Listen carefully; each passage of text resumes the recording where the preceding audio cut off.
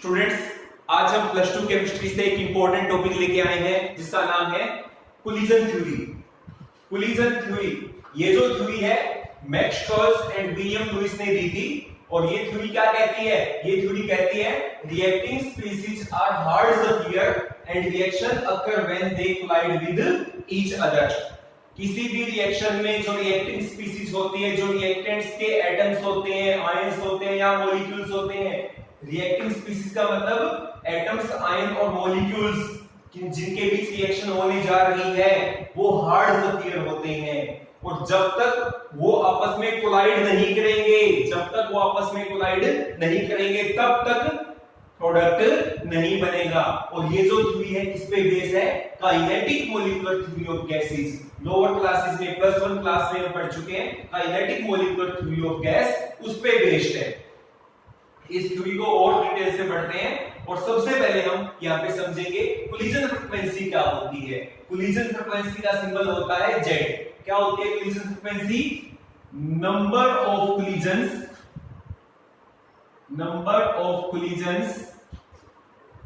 that take place per second per unit volume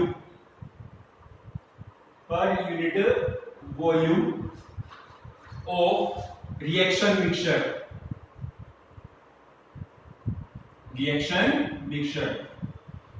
जिस vessel में reaction mixture है, जिस वेसल में रिएक्शन हो रही है, उस रिएक्शन मिक्सचर के एक गिवन वॉल्यूम में एक सेकंड में कितने कोलिजन होंगे? ध्यान से समझिएगा। Number of collision that take place per second per unit volume of reaction mixture. Reaction का मिक्सचर है, दो रिएक्टेंट है ए और बी, दोनों को मिक्स किया हुआ है, हमें रिएक्शन का मिक्सचर मिल गया। उस रिएक्शन के मिक्सचर में एक यूनिट वॉल्यूम में एक सेकंड में जितने कोलिजन होंगे हम उसको कोलिजन फ्रीक्वेंसी कहेंगे। और यदि गैस की बात की जाए तो कोलिजन फ्रीक्वेंसी की जो वैल्यू है वो 10 raised to power 25 to 10 raised to power 28 ये वैल्यू हमें मिलती है। This is the value of collision frequency for gases. इसका मतलब ये हुआ कि एक सेकंड में इतने ज्यादा कोलिजन्स होते हैं। अब क्वेश्चन राइज ये होता है कि यदि एक सेकंड में इतने ज्यादा कोलिजन्स होते हैं तो हर रिएक्शन वेरी वेरी फास्ट होनी चाहिए। लेकिन हमने इस लेसन के स्टार्टिंग में डिस्कस किया था कि हर रिएक्शन वेरी फास्ट नहीं होती। कुछ रिएक्शंस क्या होती है? Very fast. कुछ रिएक्शंस क्या होती है? मॉडरेट। कुछ रिएक्शंस क्या होती है? स्लो होती है। इसलिए कोलिजन फ्रीक्वेंसी की ये जो वैल्यू है इतनी ज्यादा हो तो सकती है, लेकिन सभी कोलिजन्स इफेक्टिव नहीं होते। यहां पे हम एक और टर्म पढ़ेंगे, इफेक्टिव कोलिजन्स। इफेक्टिव कोलिजन्स कहने का मतलब क्या है कि हो सकता है कि एक सेकंड में इतने कोलिजन होते हो, लेकिन सभी कोलिजन्स इफेक्टिव नहीं होते। इफेक्टिव कोलिजन्स क्या होते हैं? The collisions which result in product formation। The collisions which result in product formation। वो कोलिजन जो प्रोडक्ट फॉर्मेशन के लिए रिस्पॉन्सिबल है, जिन कोलिजन्स की वजह से प्रोडक्ट बनता है, उन कोलिजन्स को हम क्या कहेंगे? Effective collisions. अब क्वेश्चन राइज क्या होता है कि किसी भी कोलिजन को हम इफेक्टिव कोलिजन्स कब कहेंगे? भाई जो कोलिजन है वो इफेक्टिव होगा या नहीं होगा, वो किन किन फैक्टर पे डिपेंड है। कौन सा कोलिजन इफेक्टिव होगा, कौन सा कोलिजन इफेक्टिव नहीं होगा, वो दो फैक्टर पे डिपेंड है। तो अब हम क्या पढ़ेंगे? हम पढ़ेंगे फैक्टर्स अफेक्टिंग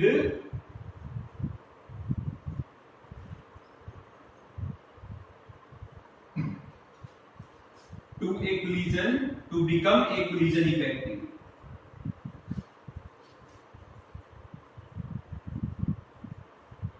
किसी भी कोलिजन को इफेक्टिव बनाने के लिए कौन कौन से फैक्टर होते हैं, वो कौन कौन से फैक्टर हैं जो किसी कोलिजन को इफेक्टिव बना सकते हैं? तो आपको पता होना चाहिए ऐसे दो फैक्टर होते हैं। जो फर्स्ट फैक्टर है that is the energy factor.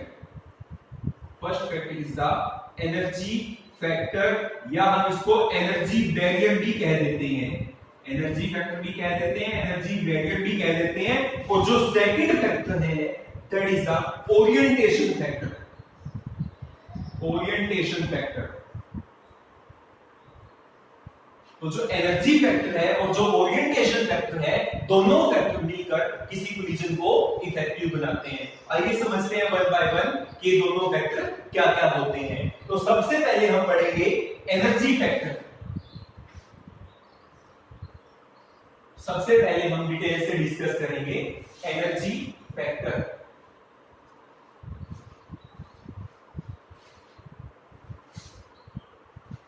अच्छा, तो सबसे पहले हम पढ़ रहे हैं energy factor.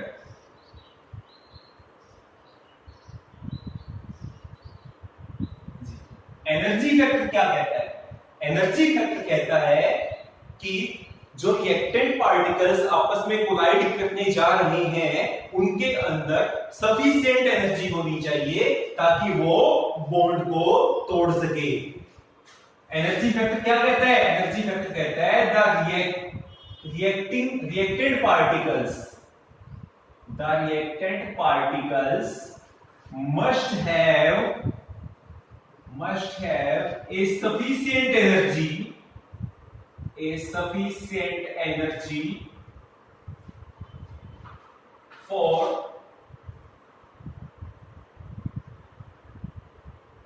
breaking of bonds।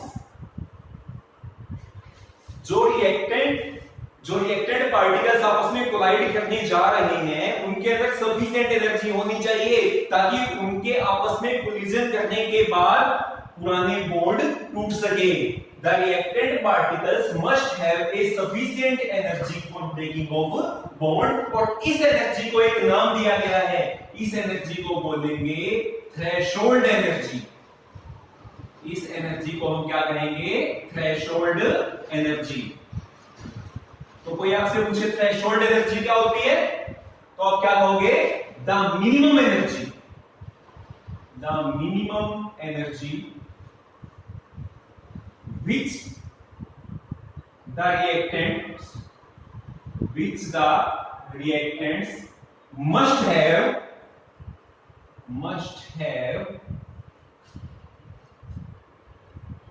for breaking of bonds।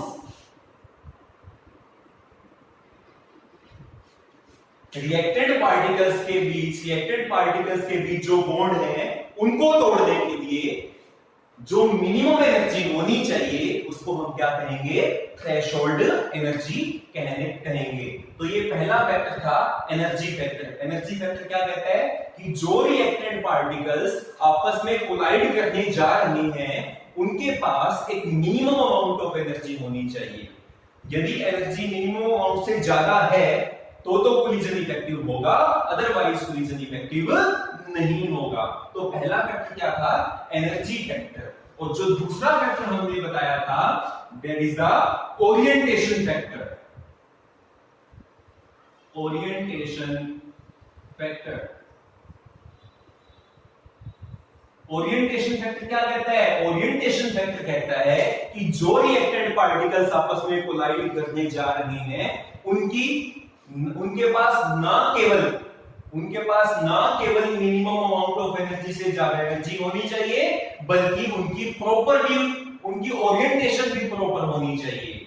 जो पार्टिकल्स आपस में कोलाइड करने जा रहे हैं उनके पास थ्रेशोल्ड एनर्जी के अलावा ओरिएंटेशन भी प्रॉपर होनी चाहिए।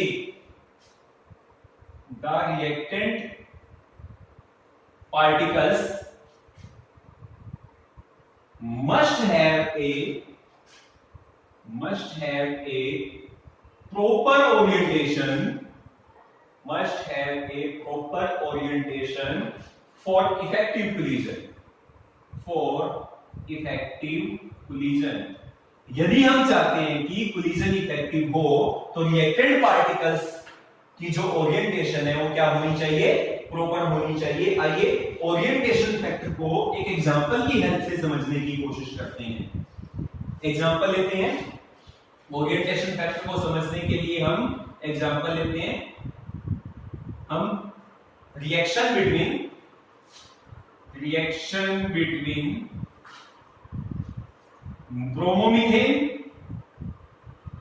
Bromomethane and hydroxide ion OH negative ion, इनके बीच रिएक्शन लेते हैं। हाँ जी, ओरिएंटेशन फैक्टर को समझाने के लिए मैं रिएक्शन ले रहा हूं, एग्जांपल ले रहा हूं ब्रोमोमीथेन और OH नेगेटिव के बीच रिएक्शन। ब्रोमोमीथेन क्या होता है? ब्रोमोमीथेन होता है CH3Br, this is the bromomethane. Bromomethane के ऊपर हमने अटैक करवाया OH नेगेटिव का plus OH negative. OH negative को हमने यहां कह दिया अटैकिंग स्पीसीज। ये दोनों ही रिएक्टेंट्स हैं जिसमें जो ब्रोमोमीथेन और OH नेगेटिव दोनों ही क्या है? रिएक्टेंट। OH नेगेटिव ने ब्रोमोमीथेन के ऊपर क्या किया? अटैक किया। अब यहां पे दो पॉसिबिलिटीज है और वो क्या क्या है आइए समझ लीजिएगा, ध्यान से नोट कीजिएगा, ध्यान से समझिए। फर्स्ट सिचुएशन क्या है? Bromomethane, this is the bromomethane CH3Br। Bromomethane किसने अटैक किया? ब्रोमोमीथेन के ऊपर OH नेगेटिव ने, this is the OH negative. हाँ जी, अब ध्यान से समझिएगा, ये बॉन्ड किस किस के बीच है? कार्बन और ब्रोमीन के बीच। किसकी इलेक्ट्रोनेगेटिविटी ज्यादा होती है? ब्रोमीन की इलेक्ट्रोनेगेटिविटी ज्यादा है, तो ब्रोमीन पे पार्शियल नेगेटिव चार्ज आएगा, कार्बन पे पार्शियल पॉजिटिव चार्ज आएगा। और आपको पता है ऑक्सीजन और हाइड्रोजन में से ऑक्सीजन की इलेक्ट्रोनेगेटिविटी ज्यादा होती है, नेगेटिव चार्ज ऑक्सीजन पे आएगा। अब देखो यहां पे कोलिजन किस किस के बीच होने जा रहा है? ब्रोमीन और ऑक्सीजन के बीच, ब्रोमीन और ऑक्सीजन, और दोनों में ही क्या चार्ज है? सेम चार्ज है, नेगेटिव चार्ज है। दोनों एक दूसरे को रिपेल करेंगे, ये इसको यहां इस साइड रिपेल करेगा, ये इसको इस साइड, दोनों एक दूसरे को क्या करेंगे? रिपेल करेंगे। और रिपेल करेंगे तो इनके बीच कोई रिएक्शन नहीं होगी, हम कहेंगे नो रिएक्शन नो प्रोडक्ट। कोई रिएक्शन नहीं होगी, इसलिए कोई प्रोडक्ट यहां पे नहीं बनेगा। फर्स्ट सिचुएशन तो ये थी, क्योंकि यहां पे ब्रोमीन और OH इनके बीच, मतलब जो ब्रोमोमीथेन और OH इनके बीच जो कोलिजन हुआ वो इफेक्टिव नहीं हुआ। इफेक्टिव कोलिजन क्यों नहीं हुआ? क्योंकि यहां पे दोनों की जो ओरिएंटेशन है वो इम्प्रॉपर है। इम्प्रॉपर ओरिएंटेशन, इम्प्रॉपर ओरिएंटेशन की वजह से कोलिजन इफेक्टिव नहीं हो पाया, दोनों के बीच कोलिजन नहीं हो पाया। दोनों ने एक दूसरे को रिपेल कर दिया तो दोनों के बीच कोई रिएक्शन नहीं हुई। ये फर्स्ट केस है। अब सेकंड केस देखिए, ब्रोमोमीथेन। मैं इसलिए लेता हूं ब्रोमोमीथेन को C, यहां पे H, CH3 और यहां ब्रोमीन है। ब्रोमोमीथेन को मैंने इस तरह लिख दिया, और किसने अटैक किया ब्रोमोमीथेन के ऊपर? OH नेगेटिव ने इसके ऊपर क्या किया? अटैक किया। अब देखिएगा ध्यान से, कार्बन और ब्रोमीन में से ब्रोमीन की इलेक्ट्रोनेगेटिविटी ज्यादा है, तो ब्रोमीन पे पार्शियल नेगेटिव, कार्बन पे पार्शियल पॉजिटिव, और ऑक्सीजन पे आपको पता है नेगेटिव। अब देखो यहां पे जो कोलिजन होगा वो कार्बन और ऑक्सीजन के बीच होगा, कार्बन पे पॉजिटिव ऑक्सीजन पे नेगेटिव है, तो इनके बीच जो कोलिजन होगा that collision will be effective. That collision will be effective. क्यों होगा इफेक्टिव? क्योंकि यहां पे ओरिएंटेशन प्रॉपर है, क्योंकि यहां पे जो ओरिएंटेशन है वो प्रॉपर है। ओरिएंटेशन प्रॉपर है, पॉजिटिव नेगेटिव, तो क्या होगा? इनके बीच कोलिजन हो जाएगा, इफेक्टिव कोलिजन हो जाएगा। और इफेक्टिव कोलिजन होने के बाद क्या होगा? कार्बन और ब्रोमीन के बीच जो बॉन्ड है वो हम टूटता हुआ शो करेंगे, और कार्बन और ऑक्सीजन के बीच जो बॉन्ड है इसको हम बनता हुआ शो करेंगे। मतलब हमें क्या मिलेगी? मतलब हमें एक ट्रांजिशन स्टेट मिलेगी, ट्रांजिशन स्टेट मिलेगी। और फाइनली क्या होगा? फाइनली कार्बन और ब्रोमीन के बीच जो बॉन्ड है ये टूट जाएगा, और कार्बन और OH के बीच बॉन्ड बन जाएगा, और हमें प्रोडक्ट मिल जाएगा। क्या प्रोडक्ट मिल जाएगा हमें? CH H और ये बॉन्ड बन जाएगा OH, और साथ में यहां पे ब्रोमीन नेगेटिव लीव कर जाएगा। मतलब हमें यहां पे क्या मिल गया? प्रोडक्ट मिल गया। प्रोडक्ट क्यों मिला? क्योंकि यहां पे जो कोलिजन था वो इफेक्टिव था। यहां जो कोलिजन था वो इफेक्टिव था। कोलिजन इफेक्टिव क्यों हुआ? क्योंकि यहाँ पे रिएक्टेंट पार्टिकल्स की जो ओरिएंटेशन है वो प्रॉपर थी। यदि रिएक्टेंट पार्टिकल्स की ओरिएंटेशन प्रॉपर है तो कोलिजन इफेक्टिव होगा और हमें प्रोडक्ट मिल जाएगा। तो अभी मैंने आपको बताया कि किसी भी कोलिजन के इफेक्टिव होने के लिए दो कंडीशंस हैं, दो फैक्टर्स काम कर रहे हैं। फर्स्ट फैक्टर क्या है कि जो रिएक्टेंट पार्टिकल्स आपस में कोलाइड करने जा रहे हैं उनके पास एक मिनिमम अमाउंट से ज्यादा एनर्जी होनी चाहिए, और मिनिमम जितनी एनर्जी होनी चाहिए उसको मैंने बोला थ्रेशोल्ड एनर्जी। फिर मैंने आपको बताया कि ओनली एनर्जी से काम नहीं चलेगा, जो रिएक्टेड पार्टिकल्स आपस में कोलाइड करने जा रहे हैं उनकी ओरिएंटेशन भी प्रॉपर होनी चाहिए। तो यहाँ पे नोट करने वाली बात क्या है? नोट करने वाली बात ये है कि ना तो अकेला एनर्जी फैक्टर और ना ही अकेला ओरिएंटेशन फैक्टर, ये दोनों फैक्टर अकेले अकेले किसी भी कोलिजन को इफेक्टिव नहीं बना सकते। मतलब यदि हम चाहते हैं कि कोई कोलिजन इफेक्टिव बने तो इन दोनों कंडीशंस का फुलफिल होना जरूरी है। तो नोट कर लीजिएगा, क्या नोट करोगे? Both energy factor as well as orientation factor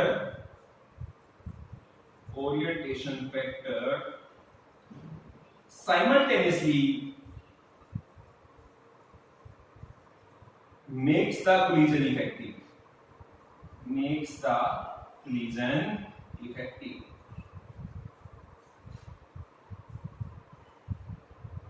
ना तो अकेला एनर्जी फैक्टर ना ही अकेला ओरिएंटेशन फैक्टर किसी कोलिजन को इफेक्टिव नहीं बना पाएगा। कोलिजन को इफेक्टिव बनाने के लिए दोनों फैक्टर्स का एक साथ फुलफिल होना जरूरी है। तो ये हमने डिस्कस की कोलिजन थ्योरी। आइए एक बार कोलिजन थ्योरी को हम दोबारा रिवाइज कर देते हैं शॉर्टकट में। इसके जो मेन पॉइंट्स हैं उनको हम दोबारा समझ लेते हैं।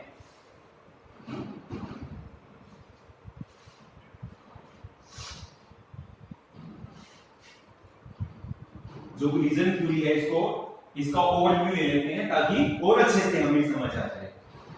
हाँ जी, तो जो कोलिजन थ्योरी है इसमें मैंने मेन क्या क्या बातें बताई आपको? मेन बातें जो मैंने आपको बताई, पहली बात मैंने क्या बताई? This theory is based upon kinetic theory of gases. पहली बात जो मैंने बताई। हाँ जी, दूसरी बात मैंने बताई, ये थ्योरी क्या कहती है? ये थ्योरी कहती है कि जो रिएक्टेंट स्पीसीज होती है, जो रिएक्टेंट पार्टिकल्स होते हैं वो हार्ड स्फीयर होते हैं। Reactant particles are supposed to be hard sphere. जो रिएक्टेंट पार्टिकल्स हैं उनको हमने क्या सपोज किया? हार्ड स्फीयर सपोज किया। थर्ड मैंने क्या बात बताई कि सभी कोलिजन इफेक्टिव नहीं होते। इफेक्टिव कोलिजन क्या होते हैं? जिनसे प्रोडक्ट बनता है। The collisions which result in product formation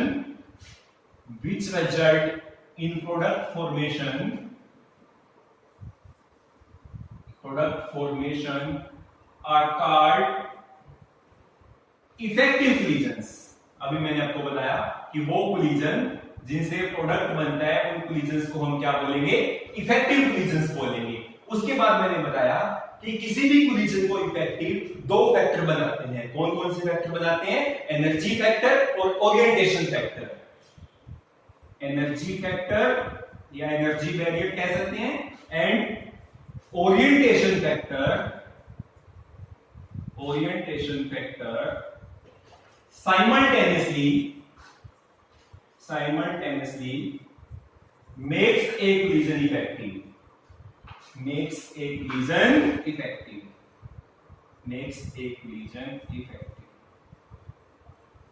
उसके बाद क्या बात ध्यान रखनी है?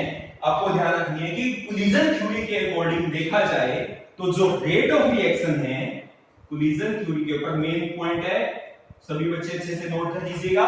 मेन पॉइंट है जो रेट ऑफ रिएक्शन है वो डायरेक्टली प्रोपोर्शनल है किसके? कोलिजन फ्रीक्वेंसी के very very important collision frequency.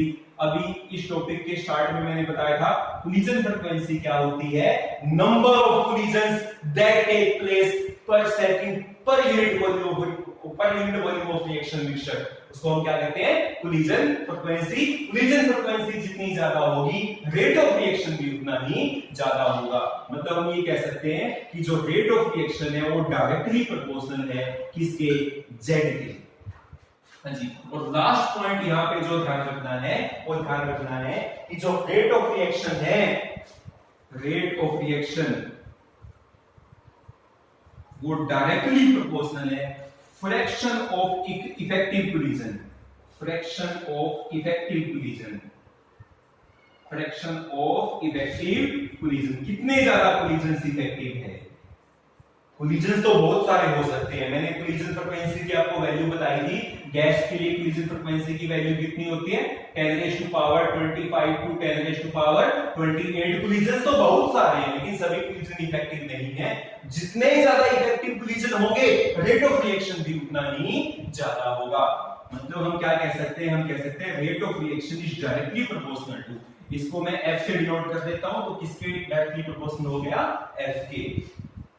This is the equation first, this is the equation second, और दोनों इक्वेशन को यदि हम कंबाइन करें तो हम कह सकते हैं कि जो रेट ऑफ रिएक्शन है, रेट ऑफ रिएक्शन है वो डायरेक्टली प्रोपोर्शनल है किसके, Z into F, Z into F। What is the Z?